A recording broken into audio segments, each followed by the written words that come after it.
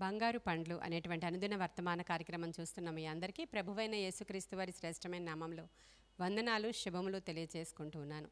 మనము కొన్ని రోజులు దేవుని యొక్క శక్తివంతమైనటువంటి నామాలను ధ్యానం చేసుకోవడానికి ఈ యొక్క బంగారు పండ్లు అనేటువంటి కార్యక్రమం ద్వారా కొన్ని రోజులు మీతో ఈ యొక్క దేవుని యొక్క బిరుదులు లేక నామాలు మనము ధ్యానం చేసుకోవాలని నేను ఆశపడుతూ ఉన్నాను. మనందరికీ తెలుసు, హీబ్రూలో కొన్ని పదాలను మనం పాటలుగా పాడుతూ ఉంటాం, ధ్యానం కూడా చేస్తూ ఉంటాం. యెహోవా షమ్మా అని, షాలోమ్ అని, సిద్కేన్ అని, రాఫా అని, ఈరే అని ఇటువంటి పదాలను మనం ఉచ్చరిస్తూ పాటలు కూడా పాడుతూ ఉంటాం.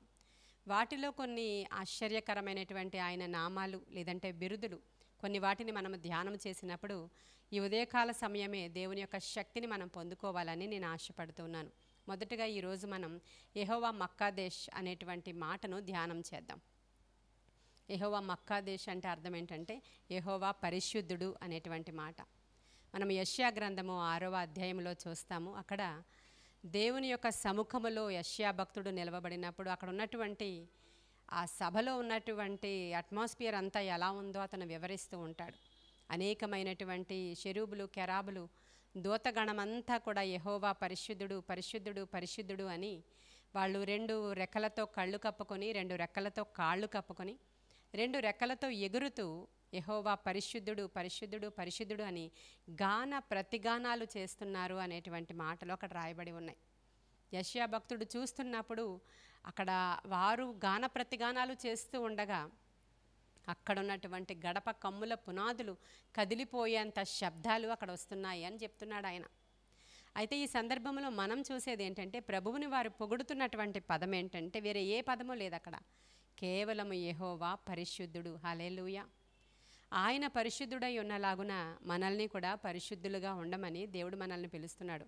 2వ కొరింథీయులకు రాసిన పత్రిక 7వ అధ్యాయం 1వ వచనంలో దేవుని భయముతోనూ పరిశుద్ధతతోనూ సంపూర్తి చేసుకొనుచు శరీరమునకును ఆత్మకును కలిగిన సమస్త కల్మషము నుండి మనలను పవిత్రులుగా చేసుకొందము అనేటువంటి మాట రాయబడి ఉంది.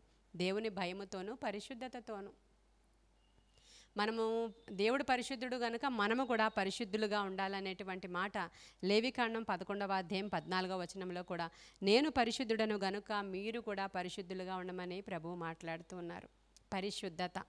పరిశుద్ధత లేకుండా ఎవ్వరు కూడా దేవునిని చూడలేరు. పరిశుద్ధత లేకుండా దేవుని యొక్క సభాపర్వతము మీదకి ఎవ్వరు కూడా వెళ్ళలేరు. ఆయన మిమ్ములను పరిశుద్ధపరచు యెహోవాని నేనే అనేటువంటి మాట కూడా నిర్గమకాండము 31వ అధ్యాయంలో మనం చూస్తాం. మరి మనం ఎలా పరిశుద్ధపరచుకుంటాం? మనల్ని మనం ఎలా పరిశుద్ధులుగా చేసుకుంటాం? యేసుక్రీస్తు ప్రభువారు మన పాపాల నిమిత్తమై, మన శాపాల నిమిత్తమై ఆయన సిలువలో బలియాగం అయిపోయి గొర్రెపిల్ల వలె మారి ఆయన రక్తమంతా మన కొరకు ధారవోసి మనల్ని పరిశుద్ధులుగాను పవిత్రులుగాను ఆయన చేసి మన కొరకు ఆయనే బలియాగం అయిపోయిన సందర్భం మన అందరికీ తెలుసు. అయితే ఒక్కసారి ఆయన బలి అర్పణ అయిపోయారు కాబట్టి, మన పాపాలన్నీ కొట్టివేయబడ్డాయి కాబట్టి, మన శాపాలన్నీ విరగ్గొట్టబడ్డాయి కాబట్టి ఇంక మనం పరిశుద్ధులం అయిపోయినట్లేనా అంటే అంత మాత్రము కాదు. మనం మించి శాపం తొలగించాడు ఆయన. మనల్ని పరిశుద్ధులుగా చేయాలనేటువంటి ఉద్దేశ్యంతో ఆయన రక్తాన్ని ధారపోసారు ఆయన. అయితే ఆ రోజు మాత్రమే ఆయన రక్తం స్రవించిందా అంటే నేటికి కూడా ఆయన రక్తమే మనల్ని పరిశుద్ధపరిచేది. ప్రతి దినము కూడా మనము ఆయన యొక్క రక్తం యొక్క శక్తిని ఆశ్రయించాలి. మనం ప్రతి దినము కూడా మన మాట ద్వారా, క్రియల ద్వారా, చేతల ద్వారా, వినికిడి ద్వారా, మన ప్రవర్తన ద్వారా, పడక ద్వారా, నడక ద్వారా అనేకమైనటువంటి తప్పిదాలు చేస్తూనే ఉంటాం. అనేకమైనటువంటి పొరపాట్లు జరుగుతూనే ఉంటాయి. ప్రతి దినము కూడా ప్రభు పాదాల దగ్గరికి చేరినప్పుడు ప్రభువా తెలిసి తెలియక చేసిన ప్రతి విధమైన తప్పిదాన్ని బట్టి క్షమించమని అడగాలి. వాటిని చేయకుండా ఉండడానికి దేవుని వాక్యం అనే అద్దాన్ని మనం ముందర ఉంచుకోవాలి. అలాగే 119వ కీర్తనలో కూడా ఉంటుంది కదా, దేని ద్వారా నడతను మనం శుద్ధీకరించుకుంటామంటే దేవుని వాక్యము ద్వారా అని రాయబడి ఉంది. ప్రతి దినము కూడా దేవుని యొక్క లేఖనాల్ని ధ్యానం చేస్తూ ఉన్నప్పుడు దేవుని యొక్క వాక్యము అగ్ని వంటిది అని రాయబడి ఉంది. మన సమస్త కల్మషాన్నది కాల్చివేస్తుంది. దేవుని యొక్క వాక్యము చాకలివాణి సబ్బు వంటిది అని రాయబడి ఉంది. నీకు నాకు అంటుకున్నటువంటి మురికిని తొలగించేది కేవలము దేవుని యొక్క వాక్యము మాత్రమే. ప్రియమైన దేవుని బిడ్డలారా, చాలామంది తప్పులు చేస్తారు, చాలామంది అపవిత్రపరుచుకుంటారు వారిని వాళ్ళు భ్రమలో బ్రతుకుతూ ఉంటారు.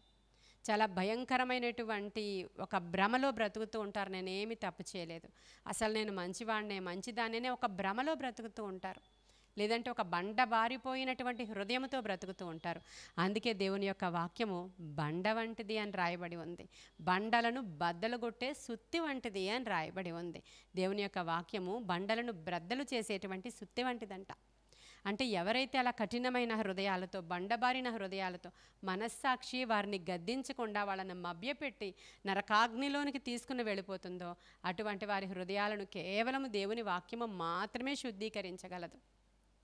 కాబట్టి అనుదినము దేవుని వాక్యాన్ని ధ్యానం చేయాలి, అనుదినము దేవుని వాక్యాన్ని వినాలి, అనుదినము దేవుని వాక్యాన్ని వినువారము మాత్రమే కాక దాని చొప్పున నడుచుకునే వారమై మనం ఉండాలని దేవుని యొక్క లేఖనం సెలవిస్తుంది.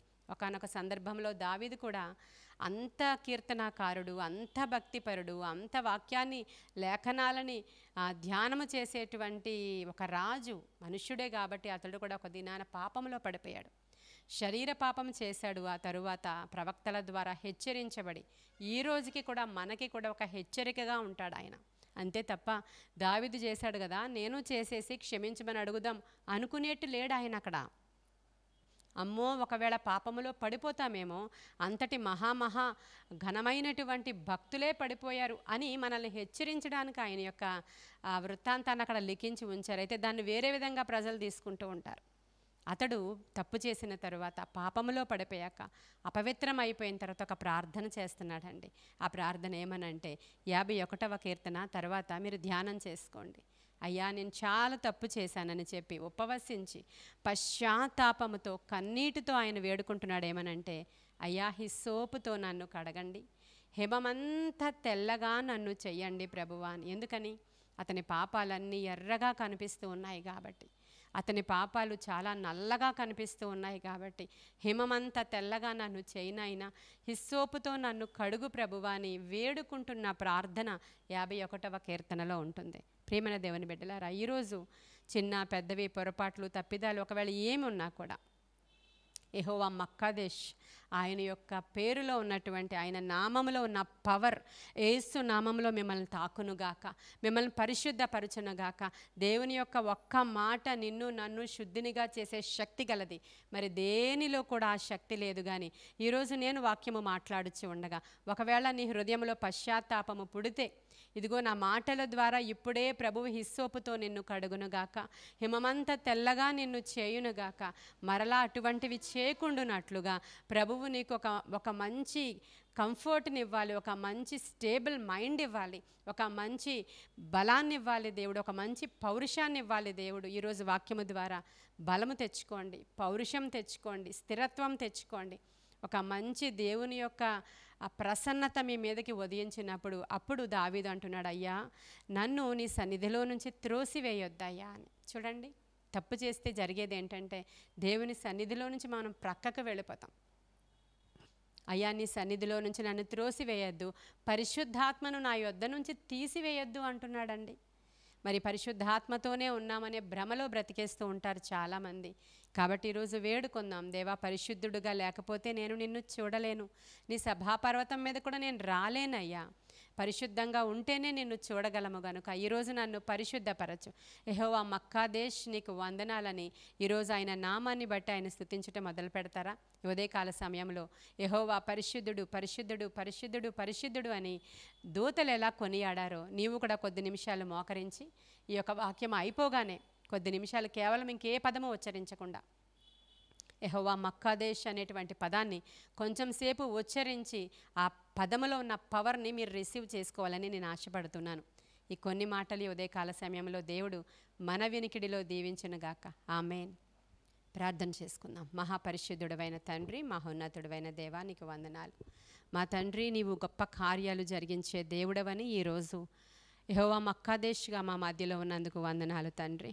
దేవా నీ యొక్క కృప ఈరోజు వినుచున్న బిడ్డల్ని నాయన ఆవరించి కృమ్మరించి, దేవాని కృప ద్వారానే వారు ఆ యొక్క బలహీనతలలో నుంచి బయటికి రావాలని నేను కోరుకుంటున్నాను. ఈ ఉదయమే వారిని దర్శించండి, ముట్టండి నాయన. ప్రతి కీడు నుంచి విడిపించండి. దేవదూతల కంటే దేవ అధికముగా నిన్ను స్తుతించే భాగ్యం మాకు ఇచ్చావు. అనుదినము కూడా నిన్ను స్తుతించడానికే సృజించుకున్నావు గనుక ప్రతిదినము యెహోవా పరిశుద్ధుడని స్తుతియాగము మా నోట ఉండడానికి అవసరమైన కృప ఇవ్వండి. వినుచున్న వారిని దీవించి ఆశీర్వదించండి, స్వస్థపరచండి, బాగు చేయండి, విడిపించండి. యేసయ్య శ్రేష్ఠ నామములో అడుగుచున్నాము తండ్రి. Amen, amen. God bless you.